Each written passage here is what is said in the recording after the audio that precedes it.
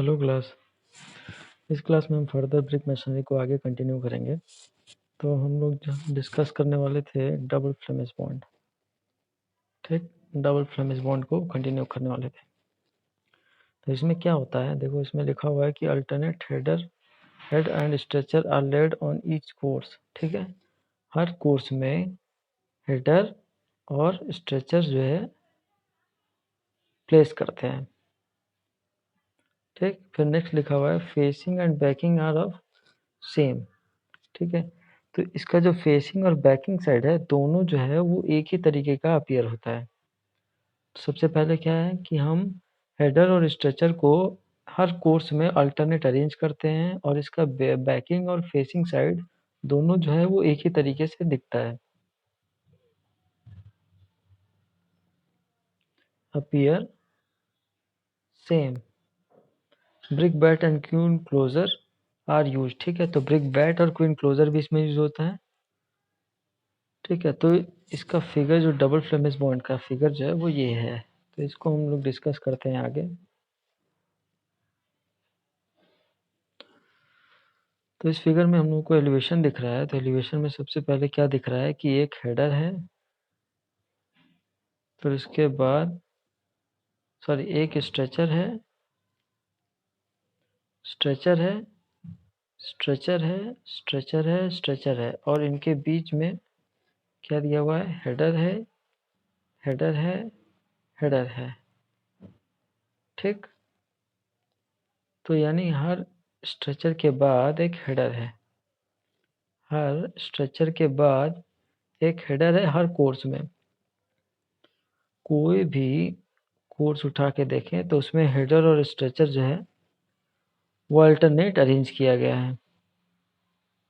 ठीक है, और इसमें क्वीन क्लोजर भी रखा गया है, जिससे हम ये क्यों रखा जाता है, ताकि जो वर्टिकल जॉइंट जो है वो कम से कम किया जा सके और अलाइनमेंट जो है, जो वर्टिकल जॉइंट का अलाइनमेंट जो हो वो कोइंसाइड ना करे सभी लेयर में, वो थोड़ा सा डिस्पर्स्ड हो। ठीक, सारे वर्टिकल जॉइंट्स एक ही लाइन में ना आ जाएं, इस वजह से हम क्वीन क्लोजर को यूज करते हैं। ठीक, तो ये दोनों जो है वो इसके प्लान है। ठीक है, तो ये प्लान है 246 कोर्स का और ये प्लान है 135 कोर्स का। ठीक है, तो पैटर्न बिल्कुल सेम है। ठीक है, पहले स्ट्रेचर है, फिर हेडर है, फिर स्ट्रेचर है, फिर हेडर है। ठीक है, हर कोर्स में यही काम किया गया है। ठीक, इसमें हेडर है, फिर क्वीन क्लोजर है, फिर स्ट्रेचर है, फिर हेडर है, फिर स्ट्रेचर है, ऐसे ही अरेंज किया गया है। ठीक, तो ये हो गया डबल फ्लेमिश बॉन्ड। अच्छा, ये जो फिगर दिखाया गया है सबसे पहले जो मार्क किया गया है ये फिगर, ये 1 ब्रिक वॉल है डबल फ्लेमिश बॉन्ड का। ठीक है, सिमिलरली ये 1.5 ब्रिक वॉल है डबल फ्लेमिश बॉन्ड का। इसमें क्या है, वॉल की थिकनेस जो है वो 1.5 ब्रिक के बराबर होगी। ठीक है, और इसमें क्वीन क्लोजर के साथ साथ 3/4 बैट भी यूज करते हैं। ठीक, ये 3/4 बैट है और ये क्लोजर है, क्वीन क्लोजर।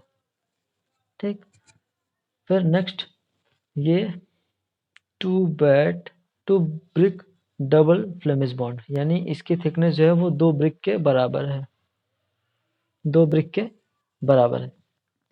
इसमें भी क्या, क्वीन क्लोजर का यूज किया गया है। ठीक, और बैट का भी यूज किया गया है। तो देखें तो ये एक यहाँ पे बैट है, एक यहाँ पे है। ठीक है, तो डबल फ्लेमिश बॉन्ड में क्वीन क्लोजर और डबल बैट, क्वीन क्लोजर और बैट दोनों यूज किया गया है। ठीक है, डबल फ्लेमिश बॉन्ड में। फिर नेक्स्ट देखते हैं सिंगल फ्लेमिश बॉन्ड। तो सिंगल फ्लेमिश बॉन्ड में क्या लिखा हुआ है, पहले देखते हैं क्या लिखा हुआ है।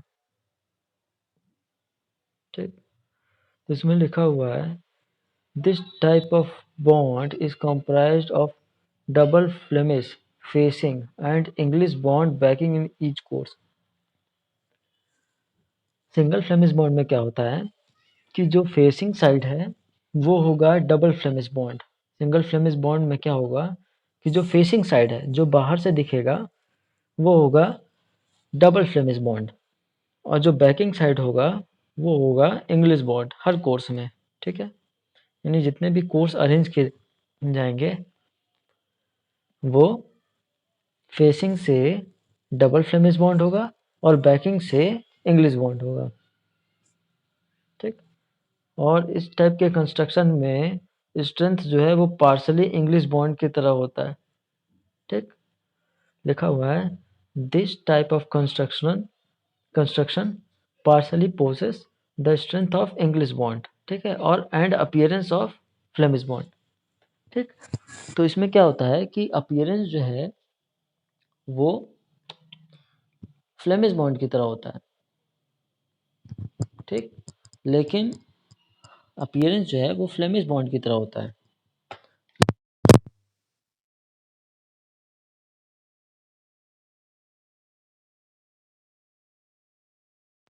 बॉन्ड की तरह होता है। ठीक, फिर आगे इसी में देखते हैं, कंटिन्यू करते हैं। तो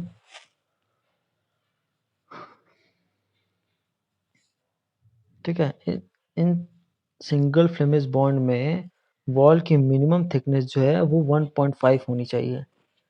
ठीक, यानी सिंगल फ्लेमिश बॉन्ड अगर हमको वॉल में कंस्ट्रक्ट करना है तो वॉल की थिकनेस जो है वो 1.5 ब्रिक के बराबर होनी चाहिए।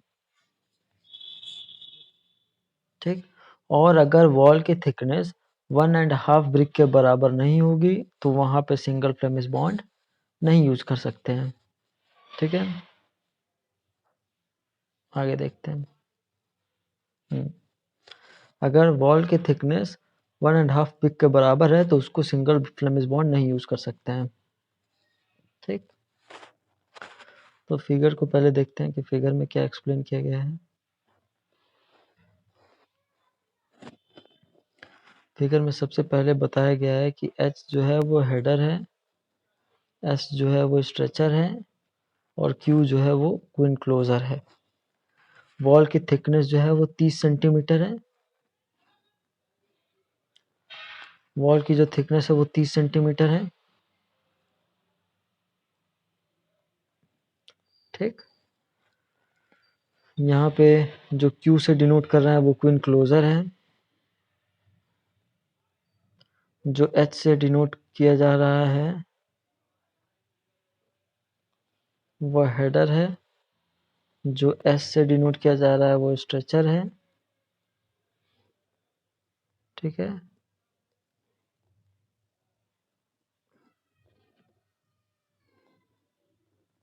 ठीक, इसमें 3/4 बेड भी प्रोवाइड किया गया है। 3/4 बेड यहाँ पे है और एक यहाँ पे है। ठीक, वॉल की थिकनेस 30 सेंटीमीटर है, और ये जो प्लान दिखाया गया है ये 246 कोर्स का है, और ये जो है 135 कोर्स का है। ठीक, तो ये जो दिखाया गया है ये single 1.5 brick wall in single Flemish bond है। सिमिलरली ये 2 brick wall in single Flemish bond है। ठीक है, तो सेम चीज यहाँ पे भी है कि क्वीन क्लोजर को दिखाया गया है। ठीक, फिर उसके बाद 3/4 बेड भी यूज किया गया है। फिर उसके बाद हेडर भी है, स्ट्रेचर भी है,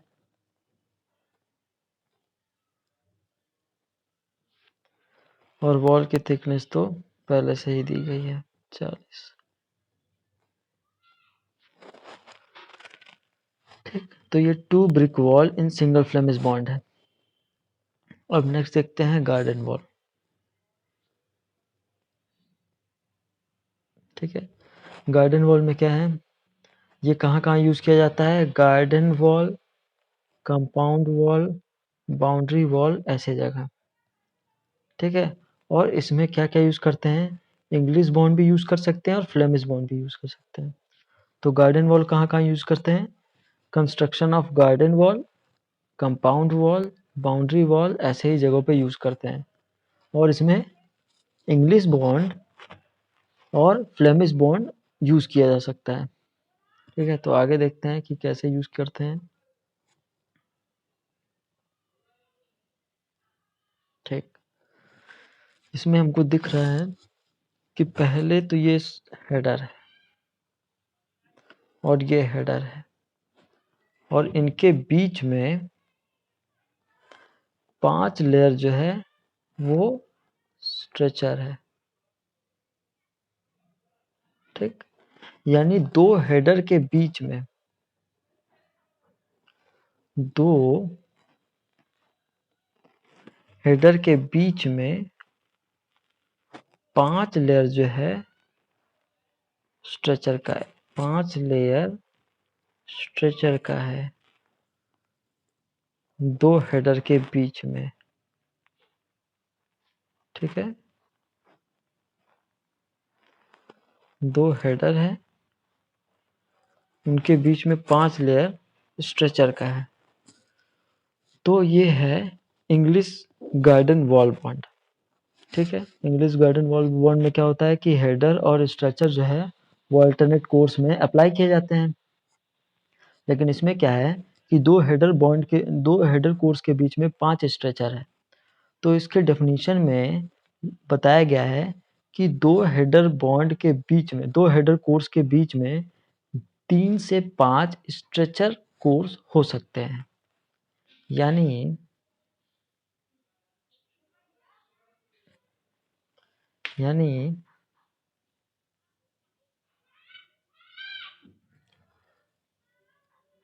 दो हेडर कोर्स के बीच में, दो हेडर कोर्स के बीच में, ठीक है, 5, 3 से 5,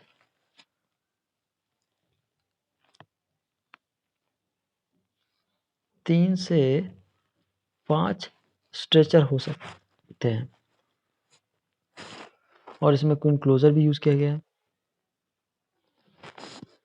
ठीक, अब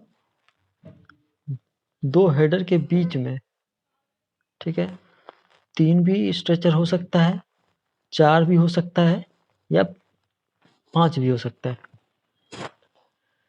दो हेडर के बीच में। ठीक है, तो ये है इंग्लिश गार्डन वॉल बॉन्ड। ठीक, फिर इसी में क्या है, इसी में एक और है फ्लेमिश गार्डन वॉल बॉन्ड। तो इसमें क्या करते हैं हम फ्लेमिश गार्डन वॉल बॉन्ड में कि 3 स्ट्रेचर के बाद हेडर रखते हैं हर एक कोर्स में। ठीक है, तो हर एक कोर्स में देखें तो 3 हेडर स्ट्रेचर है, उसके बाद हेडर है, हेडर है। ठीक, ये हेडर है, इसके बाद 3 स्ट्रेचर है, ये हेडर है, ये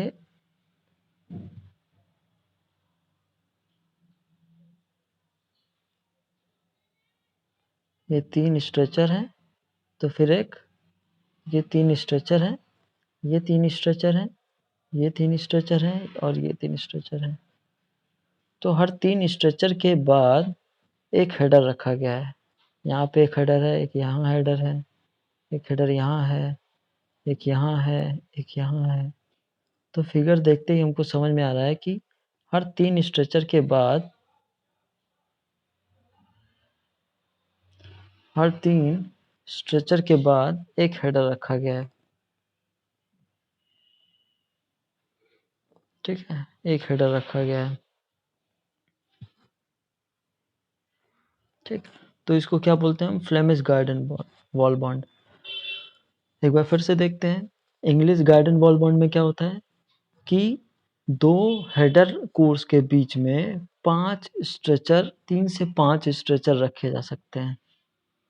ठीक, और फ्लेमिश बॉन्ड में क्या होता है? फ्लेमिश गार्डन वॉल बॉन्ड में क्या होता है कि हर कोर्स में 3 स्ट्रेचर के बाद हेडर रखे जाते हैं, यानी 2 हेडर के बीच में 3 स्ट्रेचर होते हैं। हर कोर्स में 2 हेडर के बीच में 3 स्ट्रेचर होते हैं, तो इसको बोलते हैं फ्लेमिश गार्डन वॉल बॉन्ड, और इसको तो इंग्लिश बॉन्ड बोलते ही हैं। ठीक, फिर आगे देखते हैं फेसिंग बॉन्ड। ठीक है, फेसिंग बॉन्ड किसे कहते हैं?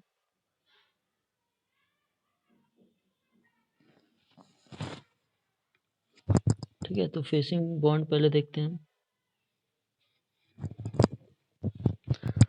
यहाँ पे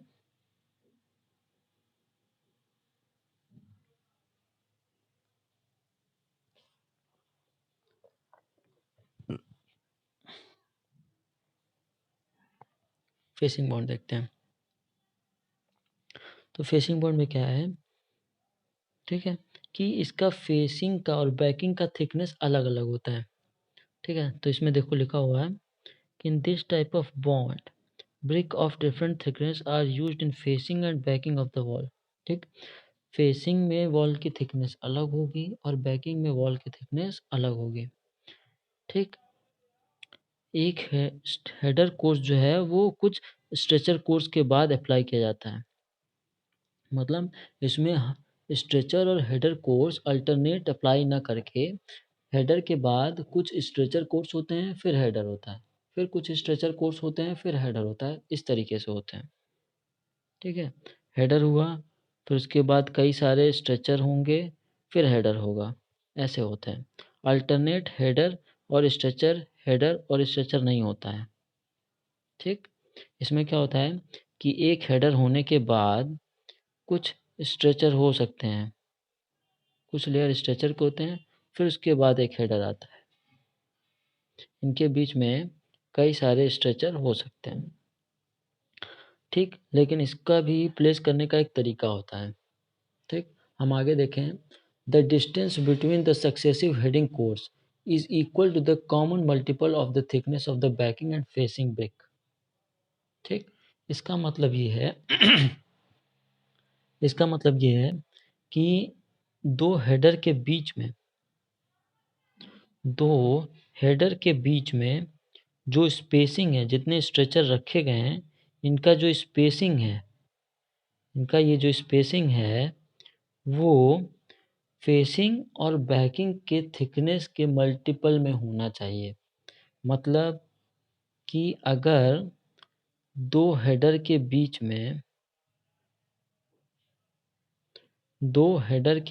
में अगर स्पेसिंग जो है वो, फिर से देखते हैं, अगर मान लेते हैं कि बैकिंग का थिकनेस जो है वो 3 सेंटीमीटर है, मान लेते हैं। ठीक, और फेसिंग का 5 सेंटीमीटर है। ठीक है, तो दो हेडर के बीच का जो स्पेसिंग होना चाहिए वो डिविजिबल होना चाहिए 3 और 5 से।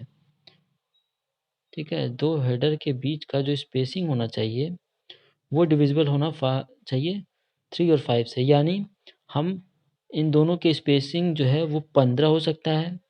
क्यों? क्योंकि 15 जो है वो 3 और 5 दोनों से डिविजिबल है। ठीक है, फिर उसके बाद 30 हो सकता है। क्यों? सेंटीमीटर। ठीक है, क्यों? क्योंकि फेसिंग और बैकिंग के थिकनेस के मल्टीपल में होना चाहिए। तो 30 3 से भी डिविजिबल है और 5 से भी डिविजिबल है। फिर उसके बाद 45 हो सकता है, जो कि 3 और 5 दोनों से डिविजिबल है। तो कहने का मतलब ये है कि दो हेडर के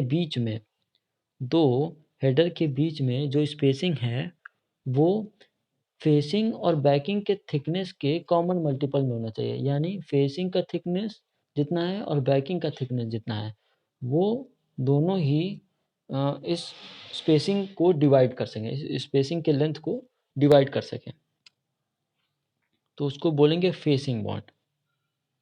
फिर आगे देखते हैं डच बॉन्ड। ये मॉडिफाइड फॉर्म है इंग्लिश बॉन्ड का, ठीक है, जहाँ पे कॉर्नर पे जो है वो डच बॉन्ड प्रोवाइड किया जाता है ताकि वो स्ट्रांग हो जाए, ठीक। इसमें क्या करते हैं, the alternate course in this type of bond are headers and stretchers, ठीक है। जो अल्टरनेट कोर्स होता है वो हेडर और स्ट्रेचर का होता है, ठीक है। और इसमें क्या होता है कि क्विन प्रोवाइड कराते हैं 3/4 बैट स्ट्रेचर में, यानी स्ट्रेचर जहाँ जहाँ होता है वहाँ पे स्ट्रेचर वाले कोर्स में हम 3/4 बैट प्रोवाइड कराते हैं, ठीक है, एज ए क्विन,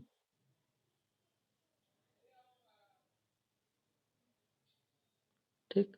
फिर उसके बाद क्विन प्रोवाइड कराते हैं, क्विन के बाद एक हेडर रखते हैं और हेडर रखने के बाद स्ट्रेचर रखते हैं।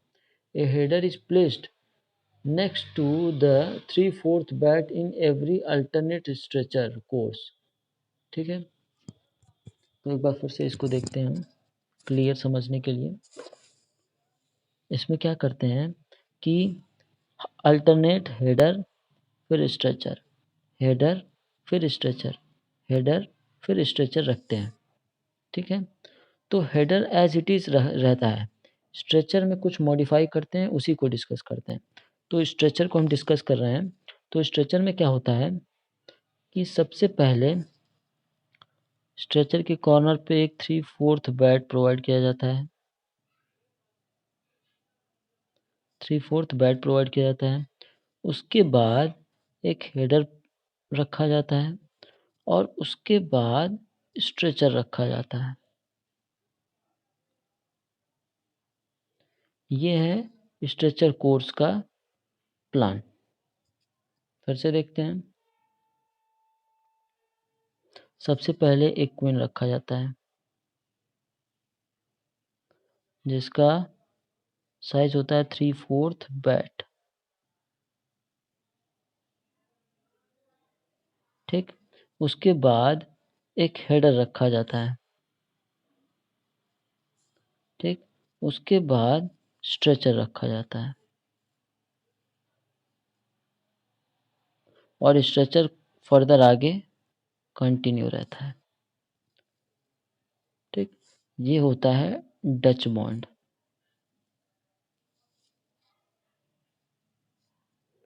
ठीक। तो पहले 3/4 क्वीन रखते हैं, फिर उसके बाद हेडर रखते हैं, फिर उसके बाद स्ट्रेचर रखते हैं और उसको कंटिन्यू करते हैं, ठीक। तो ये हो गया डच बॉन्ड, ठीक।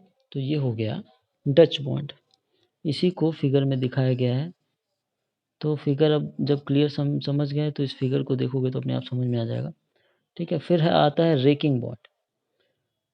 रेकिंग बॉन्ड में क्या होता है, in this type of bond alternate course are placed in different direction, ठीक है, to get maximum strength in the wall, ठीक। उसके बाद raking course in certain interval, the raking course are laid to certain interval along the height of the wall is very thick wall having number of header more than the number of stretcher, ठीक है। तो इसमें क्या होता है कि वो alternate bond जो है रेकिंग बॉन्ड में हम मैक्सिमम स्ट्रेंथ गेन करना चाहते हैं, ठीक है, ठीक है। और इसमें क्या होता है कि ब्रिक को डिफरेंट डिफरेंट डायरेक्शन में अरेंज करते हैं और इसमें जो नंबर ऑफ हेडर है वो नंबर ऑफ स्ट्रेचर से ज़्यादा होता है और वॉल की थिकनेस भी इसमें ज़्यादा होती है, ठीक है। तो आगे हम देखते हैं फिगर, ठीक है। नंबर ऑफ हेडर जो है वो नंबर ऑफ स्ट्रेचर से ज़्यादा होता है, ठीक। तो रेकिंग बॉन्ड, अच्छा ये क्यों करते हैं, दस the raking course rectify the defect of longitudinal stiffness, ठीक है। जिससे क्या होता है कि जो लॉन्गिट्यूडनल स्टिफनेस है उसको कम किया जा सकता है, ठीक है, रेक्टिफाई किया जा सकता है। और ये कितने टाइप के होते हैं, हेरिंग बोन बॉन्ड और डायगोनल बॉन्ड, ठीक है। हेरिंग बोन बॉन्ड और डायगोनल बॉन्ड में क्या होता है कि ये हेरिंग बॉन्ड में ये 45 डिग्री इंक्लाइंड होता है दोनों डायरेक्शन से। यानी ये हेरिंग बॉन्ड का फिगर है, तो उसमें वर्टिकल और हॉरिजेंटल लाइन से जो ब्रिक अरेंजमेंट है, जो भी ब्रिक अरेंजमेंट है, वो दोनों तरफ से 45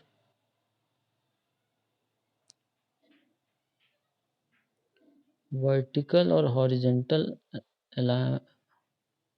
ठीक है। तो जो ब्रिक अरेंज है वो दोनों से 45 डिग्री का एंगल बनाता है, ठीक है। यानी ये एंगल भी 45 है और ये एंगल भी 45 है, ठीक।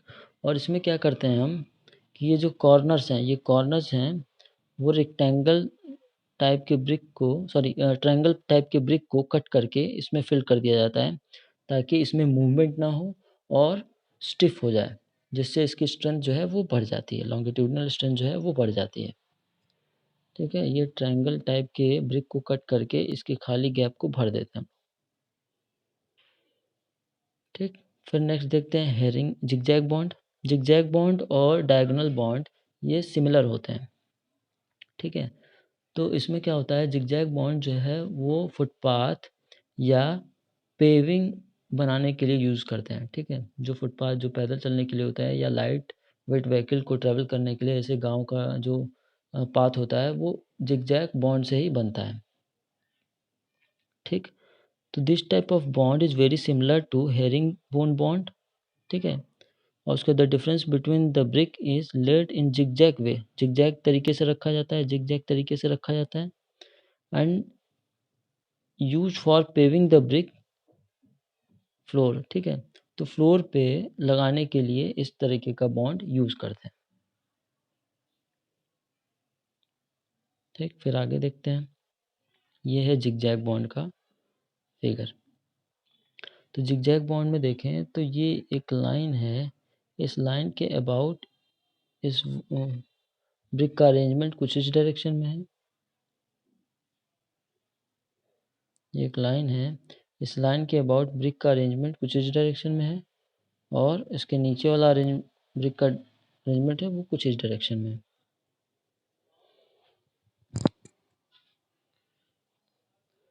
ठीक है। फिर उसके बाद क्रॉस बॉन्ड है, इंग्लिश क्रॉस बॉन्ड, ठीक है। इसमें क्या है, this type of bond is aesthetically more sound and possess greater strength, ठीक है।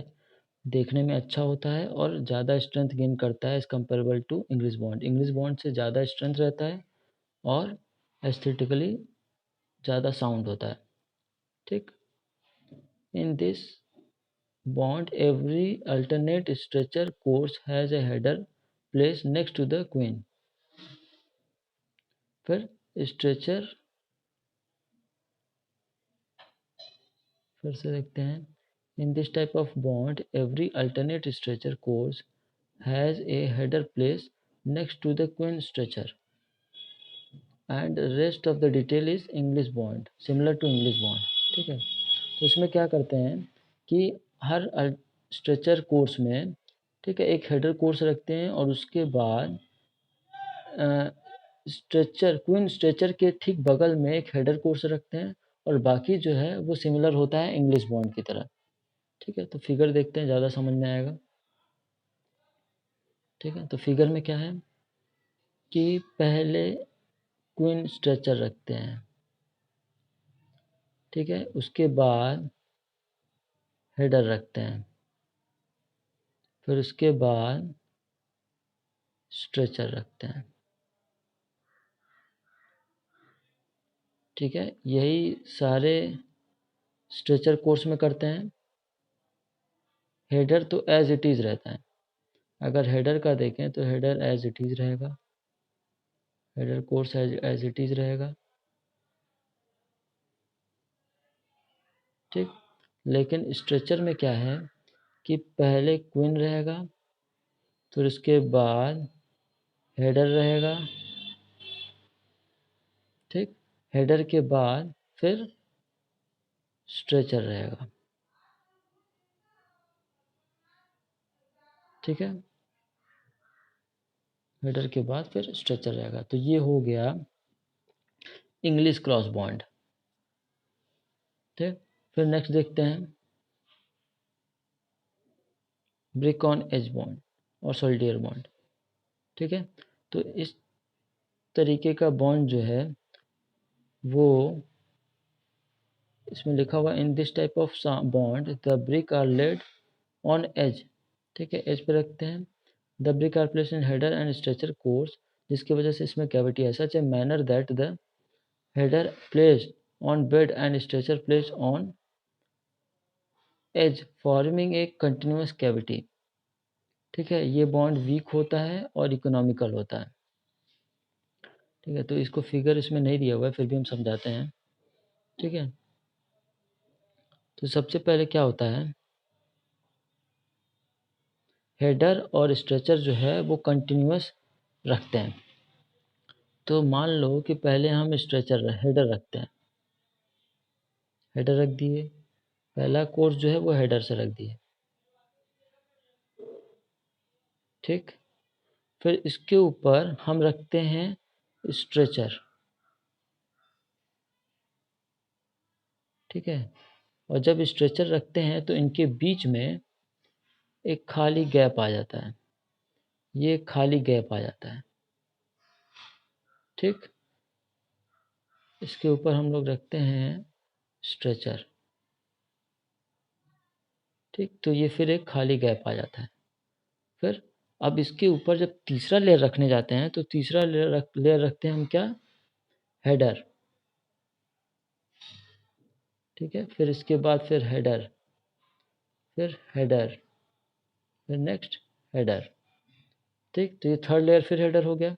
फिर इसके ऊपर जो लगते हैं वो क्या रखते हैं, स्ट्रेचर, स्ट्रेचर, स्ट्रेचर और स्ट्रेचर, जिसकी वजह से क्या होता है कि फिर यहाँ एक खाली गैप आ जाता है।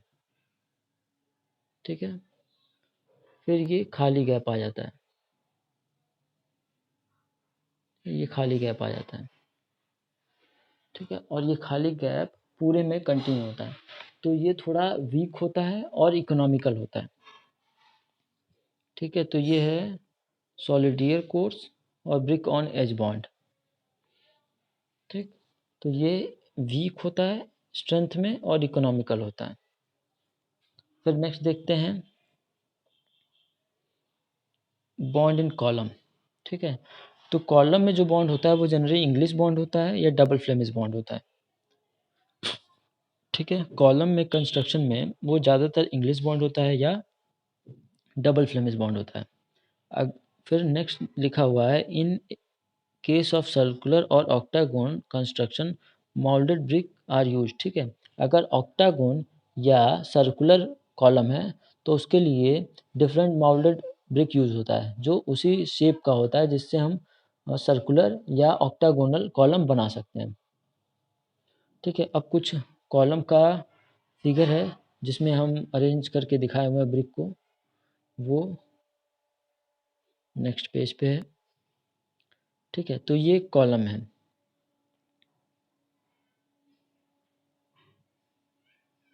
ठीक है, तो ये कॉलम है। ठीक है, तो कॉलम का ये 135 है कोर्स और ये 246 कोर्स है। ये इसके लिए है, ये इसके लिए है। ठीक है, ब्रिक का अरेंजमेंट दिखाया गया है, ये इसके लिए है और ये इसके लिए है, ये इसके लिए है, ये इसके लिए है और ये इसके लिए है। ठीक है, तो इसमें अरेंजमेंट जो है वो कुछ इस तरीके से है ताकि एक प्रॉपर बॉन्ड बनाया जा सके जो एज ए कॉलम की तरह वर्क करे। ठीक है, ब्रिक का एक कॉलम तैयार किया जा सके।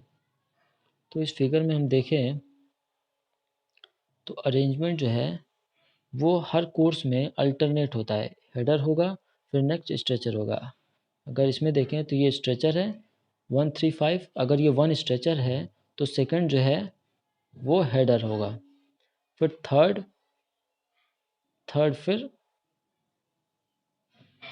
स्ट्रेचर होगा, फिर फोर्थ हेडर होगा। तो ऐसे ही अल्टरनेट हर हर कॉलम में देखें, हर कॉलम में तो यही पैटर्न फॉलो होगा। ठीक, पहले स्ट्रेचर होगा, हेडर होगा, फिर नेक्स्ट वाला स्ट्रेचर होगा। ठीक है, हेडर होगा फिर स्ट्रेचर होगा, हेडर होगा फिर स्ट्रेचर होगा। हर कोर्स जो है वो ऐसे ही अरेंज होगा। तो इसको बोलते हैं बॉन्ड इन कॉलम। ठीक, फिर नेक्स्ट देखते हैं।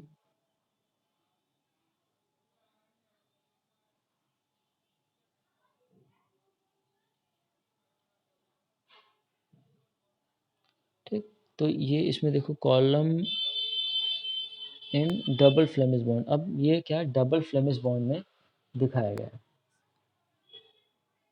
ठीक, तो डबल फ्लेमिश बॉन्ड में क्या होता है कि अरेंजमेंट कुछ इस तरीके से होता है जिसमें एक गैप भी क्रिएट होता है। हम एक फिगर देखें, इसमें इनके बीच में ये गैप भी क्रिएट होता है। ठीक है, तो ये है double Flemish bond. Double Flemish bond में क्या होता है कि वो बैकिंग देखा जाए या फेसिंग पार्ट देखा जाए, वो दोनों जो है वो एक ही तरीके से दिखते हैं। तो इसमें कोई सा भी फेस देखें, कोई सा भी कोर्स देखें, तो वो एक ही तरीके से दिखेगा। ठीक है, तो ये हो गया column bond in double Flemish. ठीक है, column in double Flemish bond. ठीक है, फिर नेक्स्ट देखते हैं बॉन्ड एट जंक्शन। जंक्शन पे बॉन्ड कैसा होता है। ठीक है, तो दो तरीके का होता है, जिसमें सबसे पहला दिया गया है when two wall meet at intersect each other the meeting is known as junction. Junction उसी को बोलते हैं जब दो वॉल जो है वो एक दूसरे से मीट कर रहे हों। तो एक टी जंक्शन होता है जहाँ पे इंग्लिश और डबल फ्लेमिश इज यूज करते हैं। ठीक है,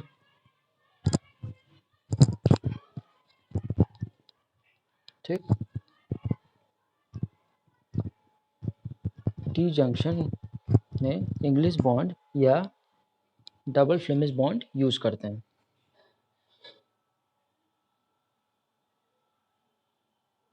ठीक है, फिर नेक्स्ट देखते हैं।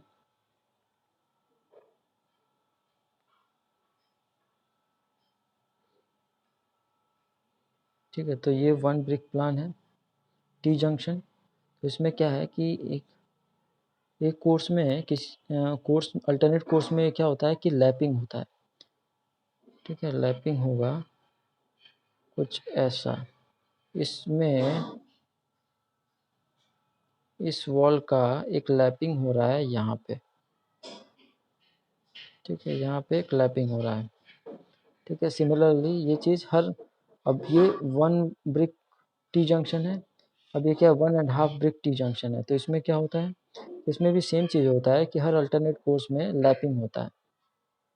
ठीक है, उसमें क्विन क्लोजर भी अप्लाई करते हैं। यहाँ पे वॉल की थिकनेस बढ़ गई है, ये 100 mm का है, ये 200 mm का है। ठीक है, और ये वॉल जो है वो 300 mm का है।